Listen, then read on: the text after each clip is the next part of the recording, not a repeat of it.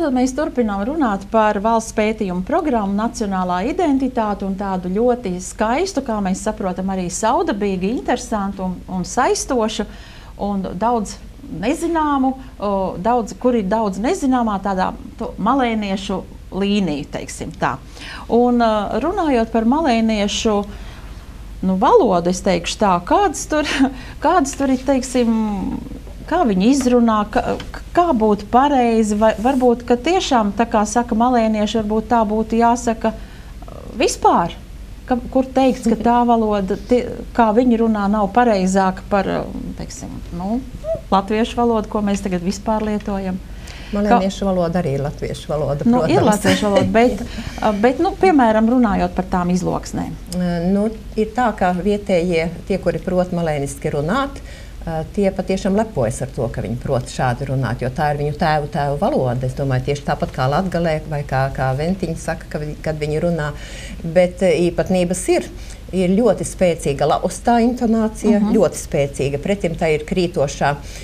Bet ir arī īpatnēji teicieni, piemēram, malēnietis negrābj sienu, bet kosa sīnu, tātad kasa sienu. Jā. Malēnietis nezāģē malku, bet griež malku. Malēnijā olām ir lieli voskumi, lieli dzeltenumi, vasks dzeltenā krāsā. Malēnietis no rīta nevis pamostas un pieceļas, bet nokaukšā. Malēnietis nevis aizsteidzas uz veikalu, bet aizlec uz bodi. Vēl kāds? Ir vēl, teicams, laupīt kartupeļus.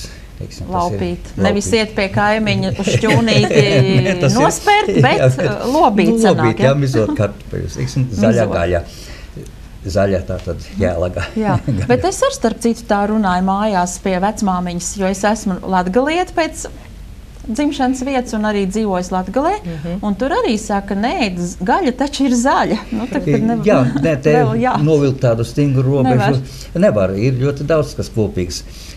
Bet gan, kas raksturīgi, kad katrā pagastā malēnijas jāsaka runā mazliet atšķirīgi. Un ir tāds gradiens, jāsaka tā no tā tipiskā centra, kas ir varbūt tur jaunlaicena, veclaicena un apkārtie tie pagasti uz tālāk Vidzemes vidien aizvien vairāk nāk tie gramatiskie vārdi iekšā. Un tad tie, kas atbrauc ciemos, teiksim, tie tā brīnās, kā saka, iesim laupīt.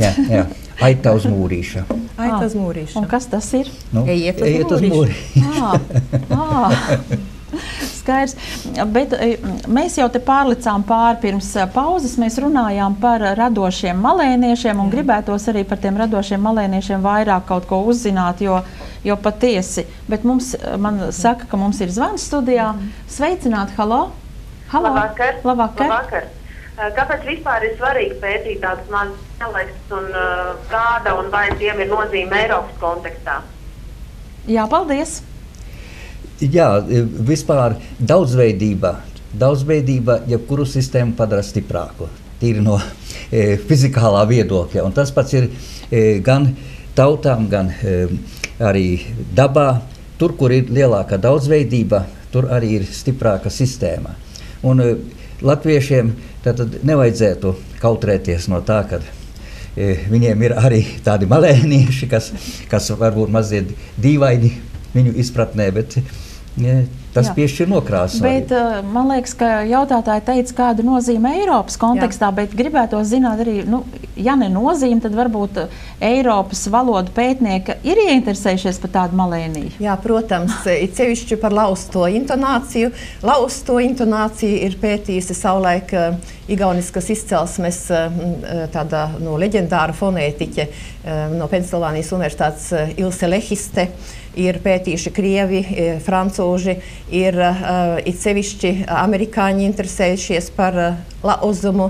Un es atceros pirmajā kongresā, kad piedalījos fonētisko zinātņu, tad man sacīja, bet kāpēc jūs nerakstāt tur divus A, kad jūs sakāt aabols? Nē, tur nav 2 A, tas ir 1 A malēniskajā skaistajā laustajā izloksnē. Ir mēģinājuši salīdzināt šo intonāciju ar vietnamiešu valodas tā saukto 6. toni. Ir pētnieki, kas meklē sakarus starp valstīm, starp valodām, starp tautām un meklē šos sakarus tādos laika periodos, ko mēs vairs nevaram dzirdēt. Un tikai restaurējot to, kas kādreiz rekonstruējot to, kas kādreiz ir bijis, mēs varam arī ar šo bagātību lepoties. Vai tiešām pēc intonācijas arī var kaut ko? Es nebiju par to pat padomājis. Arī somugriem laustā intonācija ļoti interesē. Mums ir zvans studijā atkal. Sveicināt, halo! Halo! Labvakar! Labvakar! Viens jautājums ir tāds mans.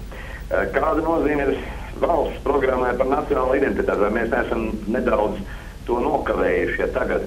Vai tūdaļ pēc Eiropas Savienībā iestāšanās, vai vismaz 10, 15 gadiem atpakaļ, to varbūt 15 gadiem varbūt vajadzēja par tādām lietām domāt vairāk par valodu, par vēsturi, par kultūru, lai mēs to saglābtu.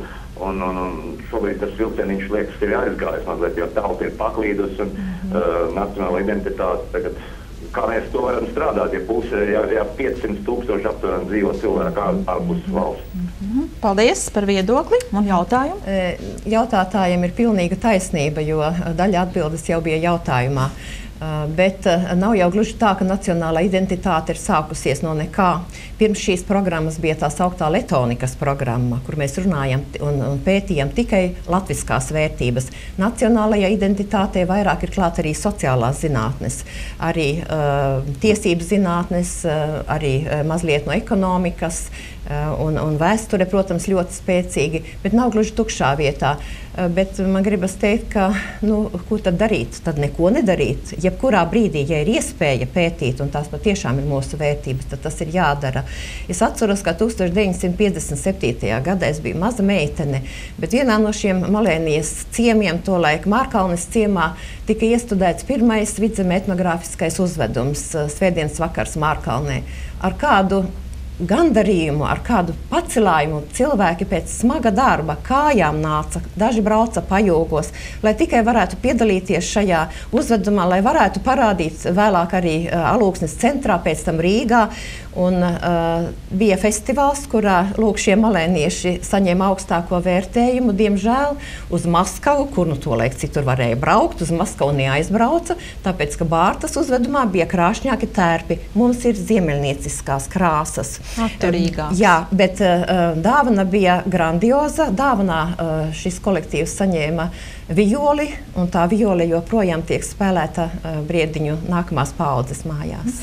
Bet tātad, atgriežoties tomēr pie tiem radošiem malēniešiem, varbūt beidzot sarunu patiesi varētu vairāk pievērsties šiem cilvēkiem, un varbūt jūs vairāk varētu informēt skatītājus par... Es droši vien vispirms pateikšu par cilvēku, ar kuru man arī bija saskare un kuram nebija izglītības. Kad mana mamma kļuva par Ziemara pamatskolas direktori, viņa uzaicināja strādāt brīnišķīgu cilvēku ar zelta rokām. Viņš gatavoja visu, sākot no harmonijiem, tas ir apmēram, varētu teikt, starp klavierēm un ērģelēm. Mazus pulksteņus remontēja, kur pats izgatavoja rīkus, ar ko varētu to saremontēt. Vienreizējs cilvēks, un kurš bija ļoti muzikāls. Kad viņu uzaicināja strādāt Ziemara pamatskolā par darbmācības un mūzikas skolotāju un nopirka pūteju orķestrim arī instrumentus, viņam jautāja, kāda ir izglītība. Un viņš atbildēja, vīnu nadaspīdu. Māma ierakstīja, nav beidzis pamatskolu. Pēc tam izrādījās vīnu zīmu nadaspīdu. Viņš nebija beidzis 1. klasi. Bet tas bija tiešām brīnišķīgs cilvēks. Jā, notis viņš bija iemācījies 7. kājnieku pulkā pie kapelmeistara Paucīša un pārējo visu darīja pats. Vēl? Jā, ļoti jau dziļās tradīcijas tieši muzikālās ir, un ģimenē bija dziedāšana, tur tādi brāļi mucinieki 4, diemžēl jau visi ir aizgājuši no šīs pasaules. Viņi atcerās, kā mājās bija. Tēvs bija spēlējis cītaru un dziedājis. Un pats arī citiem palīdzējis instrumentus uzregulēt. Un mamma bija mācījusi uz balsīm dziedāt bērnus. Un tie puikas ganos iedami klausījušies, kā tu par blakus kaimiņos igauņu sievas dzied, un tās dziesmas atcerējušies un spēlējuši tālāk. Tad, teiksim, mūsu Jāņa Blūma, menota vadītāja, tēvs ir violnieku ansambli izveidojis no vietējiem lauku puišiem, meitenēm, kas ļoti augstā līmenī spēlējuši. Un visi divas māsas, Jāņa Blūma, arī ļoti muzikālas un piedalās dažādos pasākumos. Tas ir tā tradicija ģimenē tieši un tāda mājās apmācīšana. Tā arī lasīšanā, teiksim, ir bijusi vēl 18. gadsimta, 19. Mājas lasīšanu ir apgūši paši vienu izbīdot par skolotāju, izvirzot par skolotāju un saicinājuši kopā sestdienās vai svētdienās, kad kāds brīvāks brīdis un mācījušies lasīt. Šī tieši ģimenes tradicijas ārkārt nozīmīgas ir bijušas šo te. Vai tikai Malēnijā ģimenes tradīcijas? Man liekas, ka daudz ko nosaka ģimenes tradīcijas. Tur varbūt jo īpaši. Neapšaubāmi, bet, diemžēl šobrīd tās ģimenes ir mazās, nav, jo tur no ģimenes bija tiešām 5-6 varbūt mūziķi, kas veidoja ansambli vieni paši. Jā, pareizi. Un lielākoties zēni bija tie muzikālie, tie spēlētāji. Tas mani pārsteidz visvairāk. Skolā zēni spēlē klavieres. Viņi taču neprat ne notis, neko.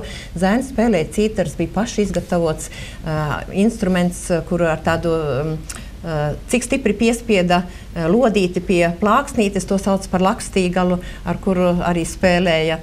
Ļoti muzikāli cilvēki. Jā, vai šajā, mēs pieminējām tikai, protams, varbūt 100. daļu no tā, kas ir rakstīts grāmatā Radošie malēnieši, bet grāmata jau nav pabeigta, šķiet. Radošums turpinās Malēnijā. Jā. Protams, ka mēs strādājam tālāk un mums krājas materiāli. Nezinu, kādā krāsā būs nākamais vāks, kura pagasta tautas tērps būs izvēlēts, lai būtu nākamajam vākam. Jā, paldies par sarunu, paldies par ieskatu malēniešu lietās un godātie skatītāji. Varbūt šī saruna ir rosinājusi arī jūs pievērsties tādai interesantam Latvijas nostūrītim kā Malēnija. Paldies! Paldies!